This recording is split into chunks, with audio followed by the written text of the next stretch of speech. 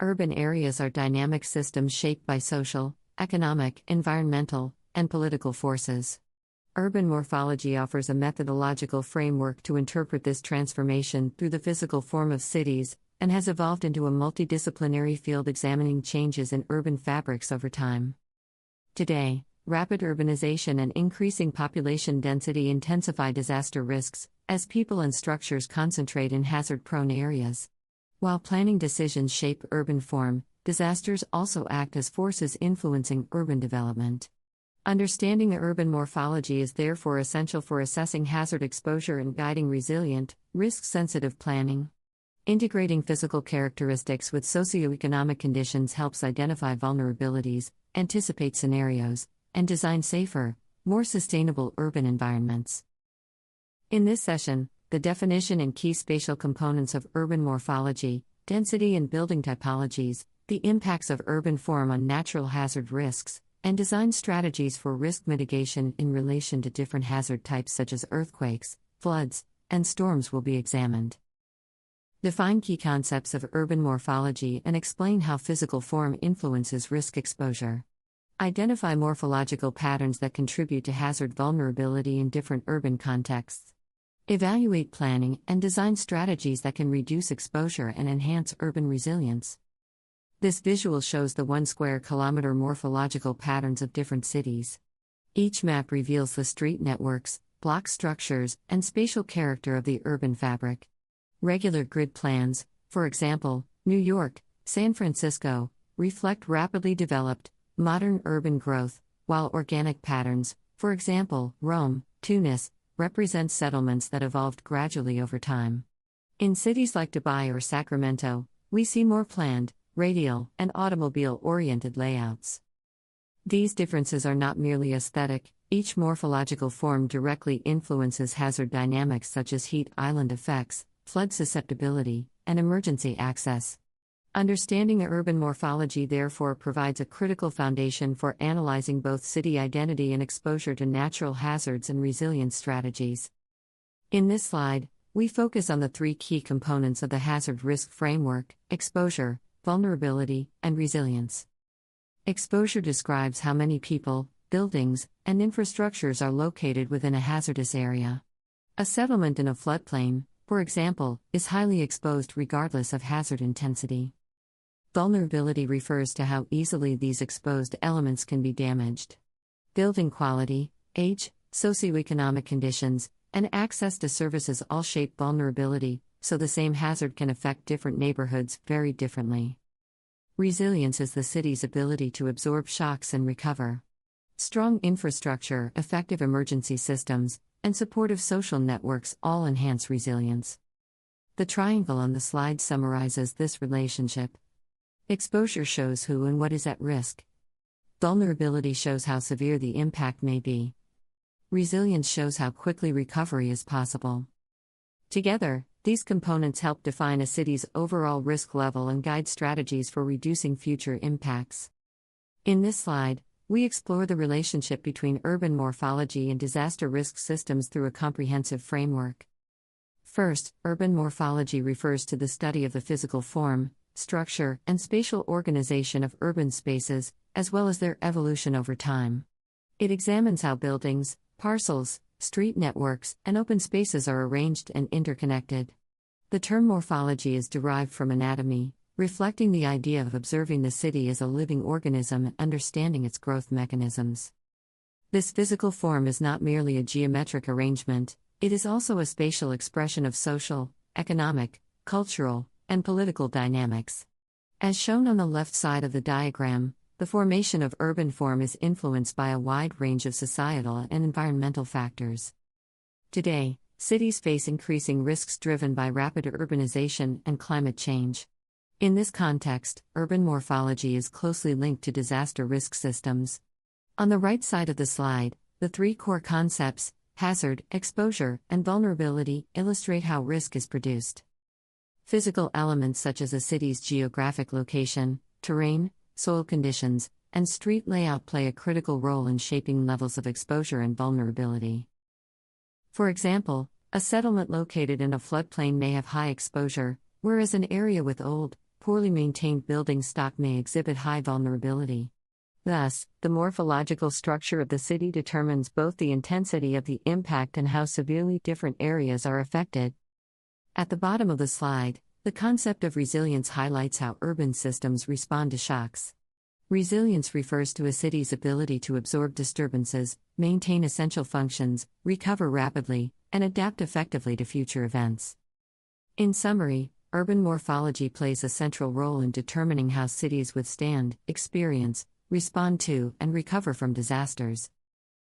This diagram illustrates how three fundamental components of sustainable and resilient urban planning operate together within a unified conceptual framework.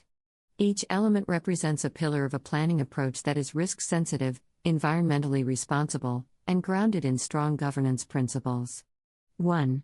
Resilience of urban systems. Sustainable planning requires not only meeting current urban needs but also anticipating and preparing for future risks. Through exposure and vulnerability assessments, planners can identify the areas most susceptible to hazards, such as flood-prone districts or densely built, high-risk neighborhoods. This knowledge informs decisions related to land use allocation, settlement development, and infrastructure investment, ensuring that interventions actively reduce risk. Instead of prioritizing post-disaster reconstruction, the focus shifts toward preventive and proactive resilience. 2. Ecological and social sustainability. Urban risk is shaped not only by physical conditions but also by social vulnerability, including income inequality, age distribution, and health status. Recognizing these dimensions enables planning strategies that integrate environmental considerations with social justice and equitable access. From an ecological perspective, settlement forms that work with natural systems, such as green infrastructure, permeable surfaces, water-sensitive design, are emphasized. These strategies support wider climate adaptation goals and contribute to long-term carbon-neutral development. 3. Governance and policy alignment. Effective resilience requires governance structures that align with global policy frameworks, including the Sendai Framework for Disaster Risk Reduction, the Paris Agreement, and SDG 11, Sustainable Cities and Communities. Embedding disaster risk reduction into broader sustainability policies ensures that planning is conducted with a long-term, integrated perspective. Risk-based planning also promotes the efficient and equitable allocation of resources, strengthening institutional capacity and multi-level collaboration. Together, these three pillars, risk-based planning, ecological and social integration, and governance alignment, create the foundation for cities that are both sustainable and resilient. In this slide, we look at the key components that shape urban morphology: buildings, parcels, streets, and block structures. Morphological analysis typically begins with examining how these elements are arranged and how their configuration influences the functioning of the city. Density, shown in the first category, refers to how people and buildings are concentrated within a given area. Density patterns strongly affect land consumption, accessibility, service provision, and also levels of exposure during disasters. The second component is building typology. The arrangement, height, and style of buildings determine the character of the urban fabric. Street and block typologies also shape the overall form of the city. In morphological literature, common block patterns include grid layouts, radial forms, and organic structures such as curvilinear streets, cul-de-sacs, and hybrid systems.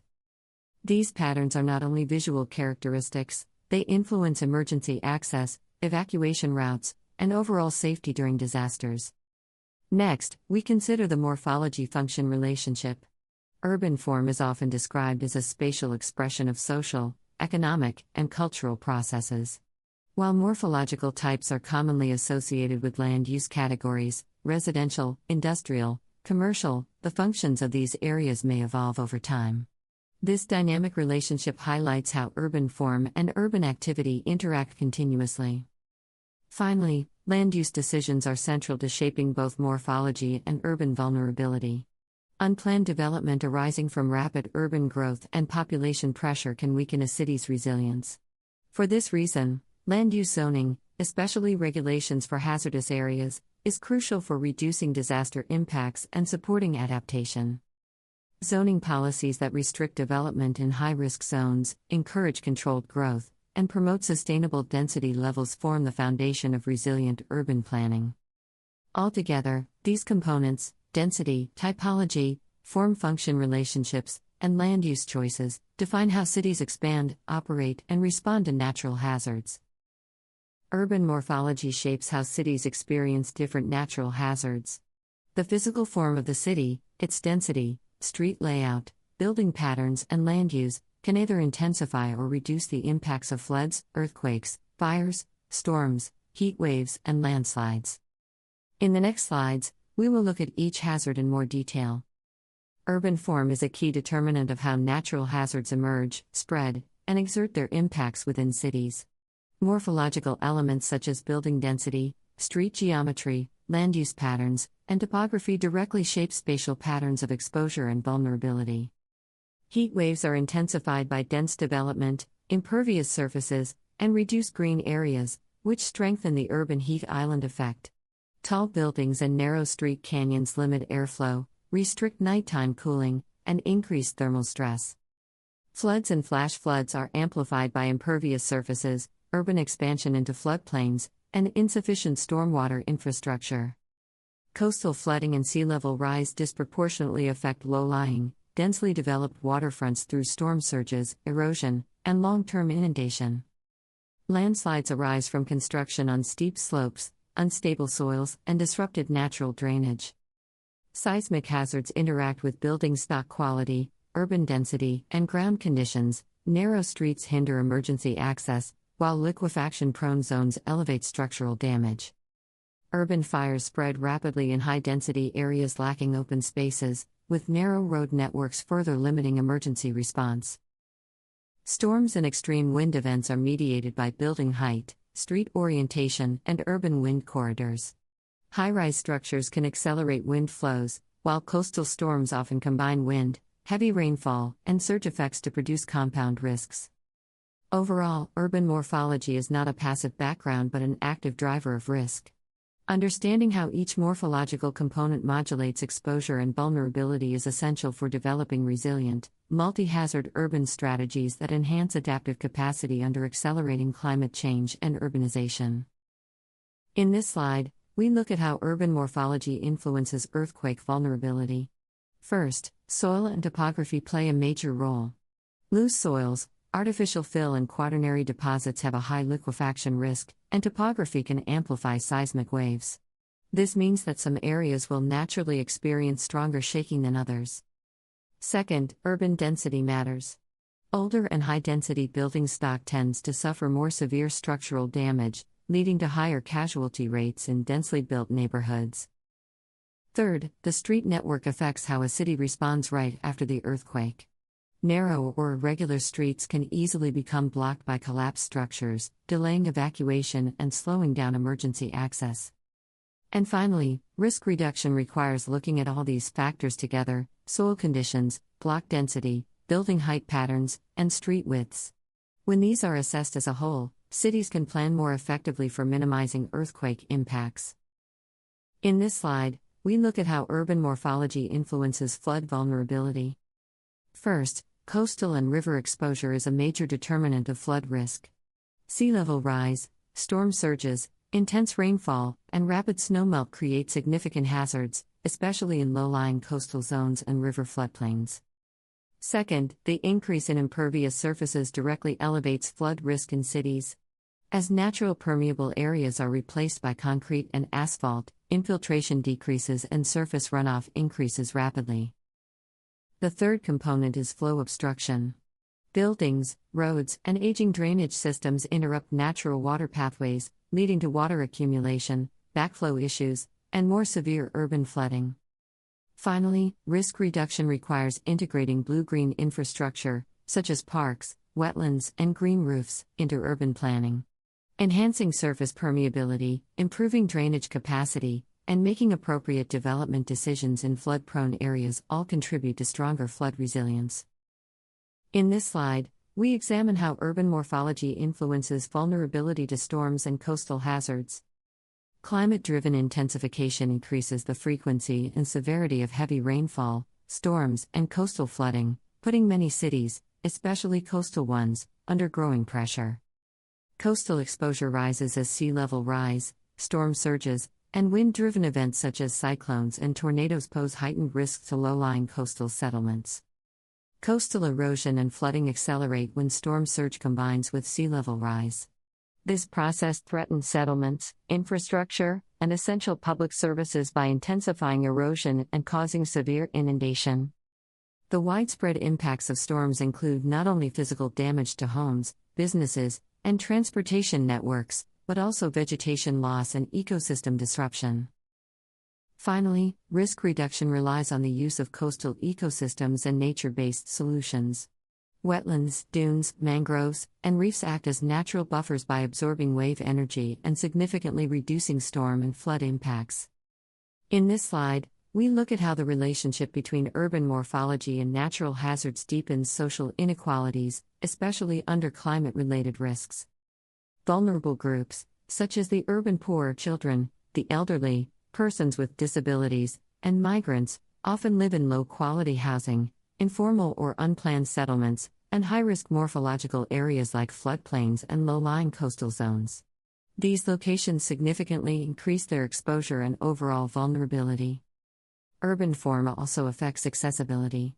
In many disadvantaged areas, reaching essential services, such as water, sanitation, energy, transportation, and healthcare, is much more difficult. During disasters like earthquakes or floods, narrow and insufficient street networks can become blocked, isolating neighborhoods and delaying evacuation and emergency response. At the same time, social cohesion plays a crucial role in reducing vulnerability. For many low-income communities, social ties and informal support networks serve as their only form of security and greatly enhance short-term coping capacity. However, in cities with high income inequality or profit-driven urban redevelopment, changes in the spatial structure often trigger displacement and weaken community bonds. This further increases vulnerability. For these reasons, managing urban morphological risks requires more than physical or technical solutions. It must balance economic development with social equity and prioritize the needs of the most vulnerable populations. In this table, we see how different types of urban form can increase vulnerability to natural hazards. First, linear settlements located along slopes face significant landslide risk because they lie in direct contact with unstable terrain. During heavy rainfall, ground movement accelerates and can quickly impact the built environment. Second, dense and impervious urban grids heighten the likelihood of flash floods. Since water cannot infiltrate the ground, runoff intensifies, accumulates on streets, and rapidly overwhelms drainage systems. Finally, cul-de-sac-based sprawling developments create major challenges for emergency access. With limited entry points and no alternative routes, fire, medical, and rescue teams face delays during events such as earthquakes, floods, or fires. Together, these examples demonstrate that urban morphology is not merely a physical layout, it is a critical factor shaping exposure and vulnerability to hazards. This diagram presents a holistic framework showing how urban morphology influences disaster risk reduction and disaster management across both temporal and spatial dimensions. On the left, the layers, cities and regions, streets and blocks, buildings and plots, illustrate the multi-scalar structure of urban form. Each scale, from the building to the entire urban system, plays a direct role in shaping disaster resilience. Across the temporal dimension, urban morphology affects three key phases of the disaster cycle. 1. Reducing vulnerability. The physical characteristics of the built environment, such as building strength, density, and block configuration, directly contribute to lowering pre-disaster risk. 2. Improving preparedness. Street width, accessibility, and the movement of people during emergencies are all influenced by morphological design. A well-organized urban layout enhances evacuation, routing, and overall emergency readiness. 3. Supporting recovery. The availability and usability of open spaces, assembly areas, and potential sites for temporary shelter play an essential role in post-disaster recovery. On the right, the spatial dimension highlights that disaster management operates not only at the local scale but also across community, national, regional, and international levels. This multi-layered governance structure shows that the relationship between urban morphology and risk management extends beyond physical design into planning and policy domains. The arrow at the bottom summarizes the core message. Urban morphology shapes resilience, and resilience forms the foundation of effective disaster risk reduction and disaster management. For this reason, designing urban form appropriately is not just a physical planning decision but a strategic approach that enhances public safety and strengthens disaster resilience. In this section, we discuss an important design strategy for risk reduction, namely the importance of decentralized infrastructure systems and backup resources. Infrastructure systems that are managed entirely from a single central point can collapse as a whole if that single point is damaged during disasters such as earthquakes, floods, or fires. For this reason, critical services such as electricity, water, communication, and transportation should be designed as multi-centered and distributed networks. In this way, even if one part of the system is damaged, other routes and alternative resources can be activated, ensuring the continuous delivery of services. In short, redundancy and distributed infrastructure are among the fundamental design principles that significantly increase the resilience capacity of cities against disasters. Integrating green corridors and retention zones into the urban form provides multiple resilience benefits. It helps reduce stormwater flooding, mitigates the urban heat island effect, and lowers wildfire risk through natural buffers.